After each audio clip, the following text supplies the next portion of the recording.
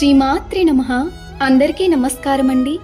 లలితా సహస్రనామంలో 83వ శ్లోకం. ఓడ్యాన పీఠ నిలయ బిందు మండల వాసిని రహో యాగ క్రమారాధ్య రహస్తర్పణ తర్పిత.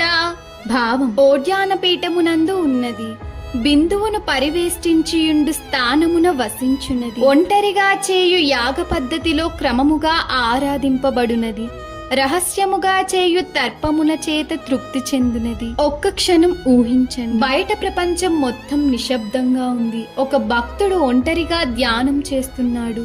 ఎవరూ చూడడం లేదు, కానీ అతని హృదయంలో ఒక దివ్య పూజ జరుగుతోంది. ఆ నిశ్శబ్ద ధ్యానం మధ్యలో ఒక ప్రకాశించే బిందువు కనిపిస్తుంది. అదే అమ్మవారి సన్నిధి. ఆమెకు గొప్ప అలంకారాలు అవసరం లేదు, నిజమైన భక్తి చాలు. హృదయపూర్వకంగా చేసిన చిన్న ప్రార్థన కూడా ఆమెను సంతోషపరుస్తుంది. ఎందుకంటే ఆమె బయట కంటే మన అంతరంగాన్ని ఎక్కువగా చూస్తుంది. దైవానికి ముఖ్యమైనది బయట చూపు కాదు, హృదయంలోని నిజమైన భక్తి. మన ప్రార్థన చిన్నదైనా నిజాయితీగా ఉంటే దైవానికి చేరుతుంది. లలిత అమ్మవారి కృప మన అందరిపై ఉండాలి. ఆమె మన హృదయాన్ని పవిత్ర భక్తితో నింపాలి. శ్రీమాత్రే నమః.